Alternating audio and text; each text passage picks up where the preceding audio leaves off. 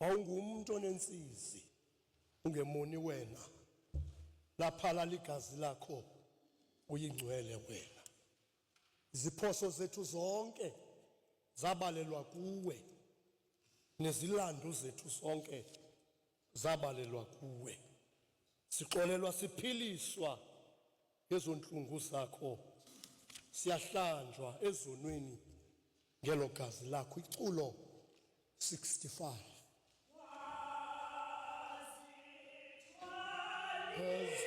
Umnqamlezo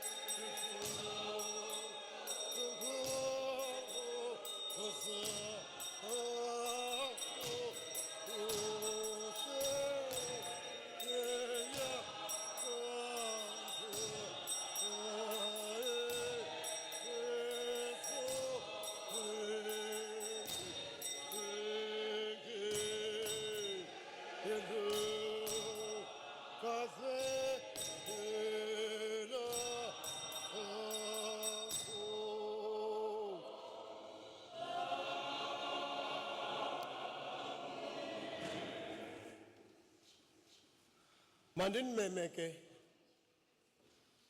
Kamente nanonke mawesile nabo bonke abantu lemini ekwisenta yenhliziyo zabo imini yesikhumbuzo sokubethelelwa kwenkosi yethu Yesu Kristu Umnqamlezweni. Ndinimema ndisithi noxa kungekho thuba la kudibana kodwa masijike amakhaya ethu abe sisibingelelo ukuze thina nabazali bethu nezihlobo zethu nabantwana bethu sazi ukuba ubuKristu kakade yinto yabo ukudibana ngasese ukuze kuthi xa kuthandazwa kuThixo lowo obona emfihlakalweni ayiphendule imithandazo yesizwe esidlangalaleni. John 19 verse 17. Bamthabatha ke uYesu bemka naye ethwele umnqamlezo wakhe. Ndicela Kgamente ukuba ngale vesi ndinikhumbuze ukuba uThixo wethu unguThixo okwaziyo ukuthwala, a God who's able to bear. Cela ukuba ngokufitshane sithi kuzo zonke indawo esikuzo xa sijongele Pasika kwimeko ngemeko esiphakathi kwazo, kwimeko yelizwe neyehlabathi, sibeke ezinhliziyweni zethu kuba uThixo wethu unako ukuthwala zonke izinto zethu.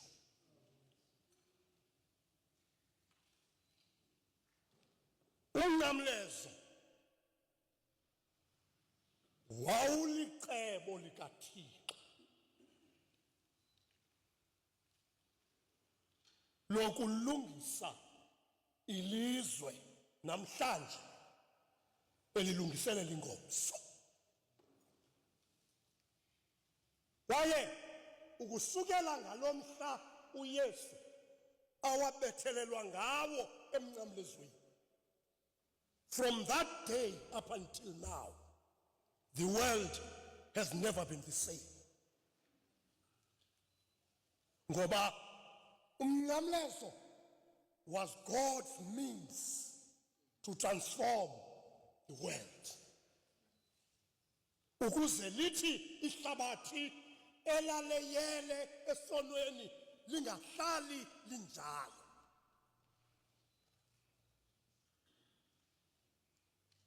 So ke xa namhlanje sijonga umnqamlezo njengabantu abangamaKristu, siumele ukuba umnqamlezo singawutoliki njengotshaba, ngoba bakho abantu abathi xa beleqwa intshaba umntu azenze intshaba zakhe umnqamlezo. Bakho abanye abantu abaye bathi ifate okanye ibad luck ngumnqamlezo. Kodwa izibhalo zisifundisa ukuba umnqamlezo, Kgamente kokwethu ethandazayo, yimbandezelo eza ngenxa yokokuba umntu ezibophelele kuKristu. It is a suffering that comes to us because of our commitment to Jesus Christ.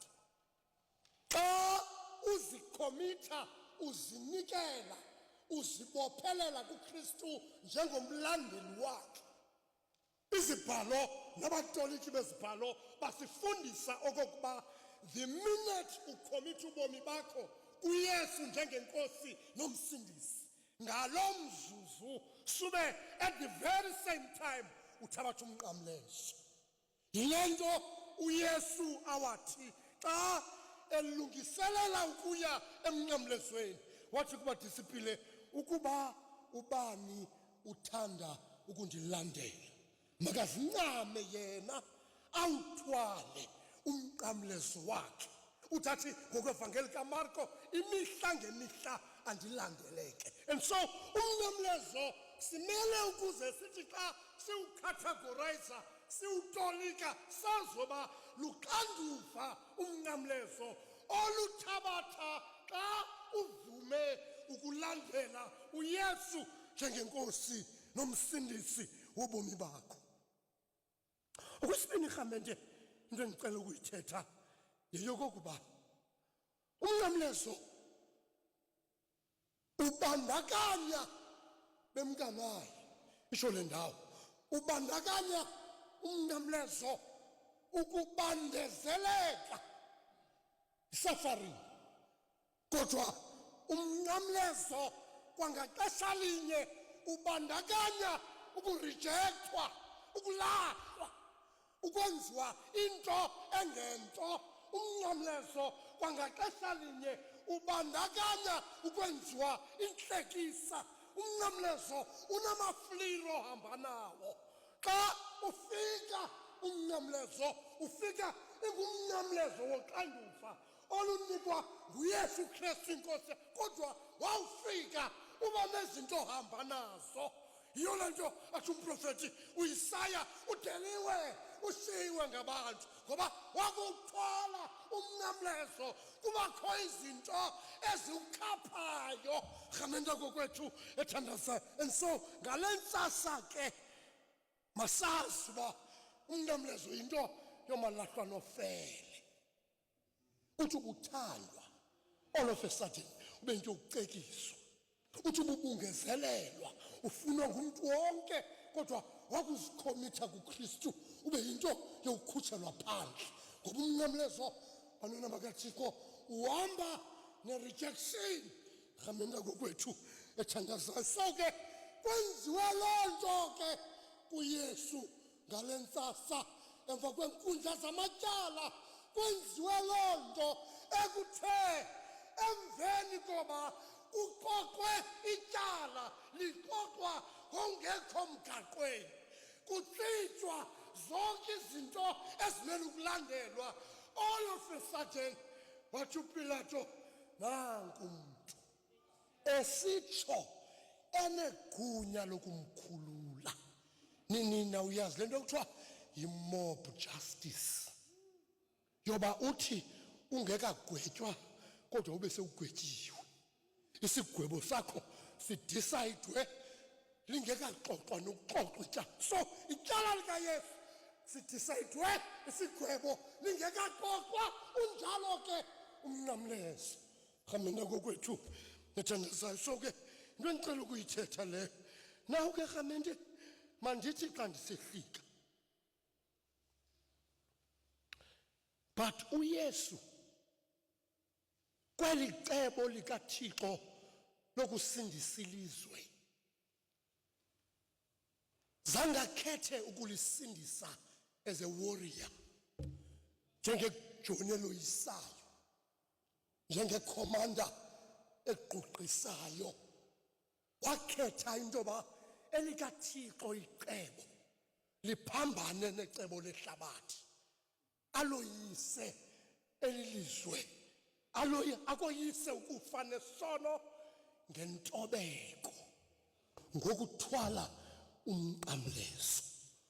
Yiyo le nto athi lo mbhali xa ethetha ngaye rhamente kokwethu ethandazayo, noxa wayenguThixo wathabatha ubume bomkhosi, wathi ngemo enjiwe yafana nabantu wazithoba kwade kwasekufeni ukufa komnqamlezo. And so xa sitolika umnqamlezo masazi le nto kulo nyaka okokuba umnqamlezo ayonto dibana nayo bumini uredi uqonqiwe wakhiwe awuzakheli ngokwakho ngokwale ndawo into oyenzelwayo ngenxa yoba ungumlandeli kaKristu umsebenzi wakho is to pick it up uthwala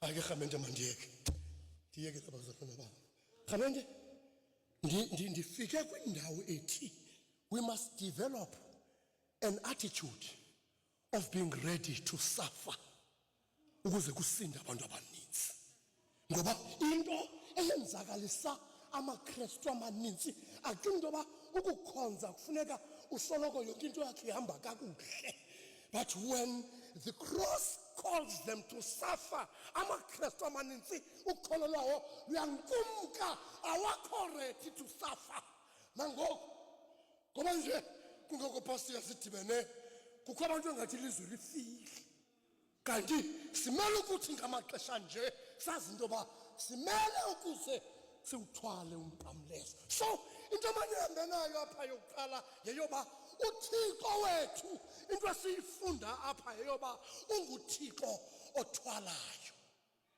uyawuthwala wena uThixo wethu into emasambe nayo xa sibheke emnqamlezweni yeyokokuba unguThixo wethu unguThixo othwalayo khamente zimbini into kwakufuneka zenzekile kwakulahle kuluntu kwakumele into yoba isayidla ihlabathi lizithwalele isono salo lizithwalele umvandedwa walo lizithwalele ilishwa lalo lizithwalele izixakaqaka zalo okanye kwakumele into yoba wonke umuntu azithwalele okanye uwe umnqamlezo emagxeni kaYesu Kristu amena kokwethu ethandazayo kodwa izibhalo zisifundisa okokuba endaweni yoba ihlabathi lizithwalele umnqamlezo uYesu ngokwakhe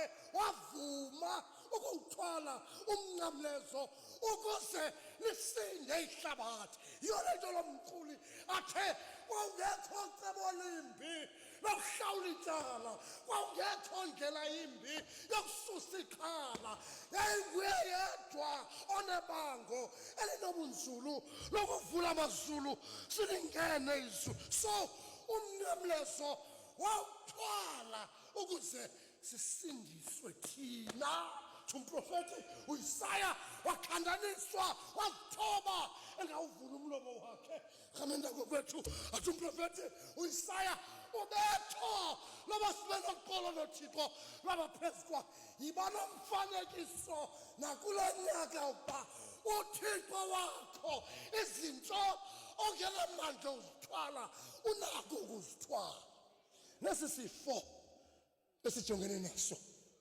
unako ukusithwala uThixo unguThixo othwalayo 2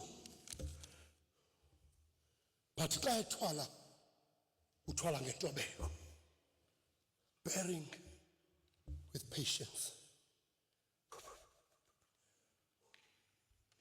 amen masifunde xa siphuma kule nkonzo ukuthwala umnqamlezo but xa sifunde uthwala umnqamlezo masifunde ukuthwala umnqamlezo ngentobeko bamthabatha ke uYesu bemkanaye ewuthwele umnqamlezo wakhe lo nto ngicela ithetha xa ndiqukumbele bantwana bakaThixo sifunde ukuthwala umnqamlezo siwuthwale ngentobeko uthwala umnqamlezo ngentobeko is to hold on ungalahlanga tawula uthi noba izinto ziyakwehlela uthi noba imimoya yakubetha uthi noba amashwa ayakujikeleza ubambelele ungalahlanga tawula amene kokwethu ukuthwala ukuthwala umnqamlezo ngentobeko ukuhlala apha phansi kwawo amene unganikezeli ukuthwala umnqamlezo ngentobeko amene kokwethu thandazayo kuba ungawushake off ungawatholi, uthwale kukuhle, uthwale kukubi, uthwale kulilwa, uthwale kuhlekwa, kodwa uthwale ngentobeko ethi mpungele cawa banoyolo abashiya into zonke zehlabathi babaleka uqhatso lwabo bathi baluphumele ngoba umnqamlezo uthwalwa ngentobeko.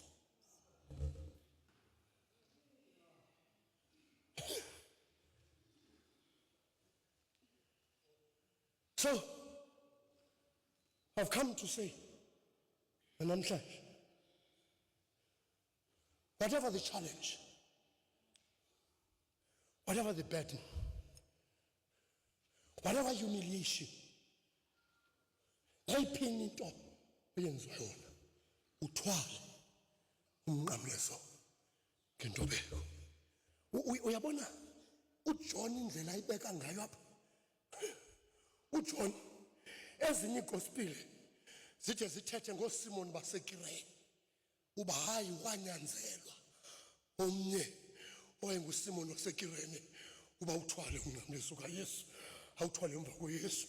Ayikho loo nto kaSimon waseKirene apha kuJohane. uJohane indlela omnqamlezo uyithetha ngevesi enye. Bamthabatha ke uYesu bemkanaye ewuthwele umnqamlezo wakhe. KukaJohane akazange ancediswe xa ethwele umnqamlezo. KukaJohane akazange wawuthwala yedwa ngoba yayinguye ekwakumele into yoba athwale isono sehlabathi ukuze mna nawe, ukuze ilizwe lisindiswe ngaye. Uthwalwa umnqamlezo. Okwesibini, uthwalwa ngentobeko. Mandigqibele ndithi umnqamlezo uYesu wawuthwala enganyanzelwanga, voluntarily, and wathi ngobe uthwele nje he remained in control. Wawuthwala enganyanzelwanga. Uyathwala uThixo wethu, uthwala ngentobeko. Uthwala umnqamlezo enganyanzelwanga. Khamenda kokuthi ethandazayo zihlobo zami zikule ndawo masunderstand uba ngokwegospel kaJohane umzoba uYesu njengomalusi olungileyo. Umalusi olungileyo akawuthwalela umnqamlezo. Umve xa esithi phaa kwisahluko seshumi kwivesi ye-18 akukho namnye obuthabathayo ubomi bam. Uthi uYesu ngokwakhe xa esiya emnqamlezweni voluntarily athi ndim ndiyanikezela ngabo. Wawuthwala ngokwakhe engacengwanga, enganyanzelwanga. Athi okwesibini, ndinalo igunya lokunikezela ngabo ubomi bam. Athi okugqibela, ndinegunya lokubuya ndibuthabathele kubo. So umnqamlezo is sacrificial, into yokuncanyela, kodwa kweli cala uthwala voluntarily umnqamlezo. Why, Ramende? Because the load will never be overcome unless someone carries it. Ubunzima belizwe, ubunzima behlabathi, izifo ezisingqongileyo, no, akekho azizodlula unless someone takes a voluntary decision to bear the cross. Awunyandiva Khamenda bantwana bakaThixo, izinto esijongene nazo esizweni, emakhayeni ethu, ezinkonzweni zethu, kwi-community zethu, ukuze zidlule kumele into yoba kuvela amavolontiya, ngoba umnqamlezo yinto yamavolontiya azawuncama esithi kwakuncama mna makusinde abantwana abaninzi. Into yoba ngento yoba sonakalelwe emfundweni, awukho abantu bazimisela ukuncama, awukho amavolontiya afuna ukuzinikela ukuze abantwana besizwe bafunde. Into yoba ngelo uba sonakalelwe eburhulumenteni nakwamasipala awukho mavolontiya abantu nje abayoyikayo boyika ukuthwala umnqamlezo. Ngale mini ke yazini into yoba xa niwuthwele wawuthwala uYesu owakho umnqamlezo, wawuthwala ngentlabeko, wawuthwala elivolontiya, wawuthwala kuhlekiswa ngaye, wawuthwala elilelwa, wawuthwala eyedlebethwa, wawuthwala wathi awufika phezu kwentaba mathambo kwembi womnquma wemisa umnqamlezo. Ndiye ndithande uWilliam Buckley xa esithi akuma eKalvari. Eza zandla wayephilisa ngazimilwelwe, wangenaphinda olule esandla ngoba sasixhonyiwe emnqamlezweni. Eza nyawo wayesiya ngazo kubantu abaneqhenqe, wayengenawuphinda zimthwala bhekapho ngoba zazibotshelelwe emnqamlezweni. Uyabona ke uyangqinelane nobhonuve xa bebuza umbuzo othi ingaba zizikhonkwane na ezabangunena kaThixo emnqamlezweni. Bathi xa bephendula yayingezo zikhonkwane ezabamba uYesu emnqamlezweni, yayingengomajoni awamthilizela kwintaba eKalvari. Wayebanjwe luthando lukaThixo lokuthanda ihlabathi, wayebanjwe inyweba kaThixo yokuthanda wena, wayebanjwe yimfesane kaThixo elungiselelo kokuba ekugqibeleni mna nawe sisindiswe. Angakuthwalela nakulo nyaka egameni loyise nelonyana nelomoya oyingcwele.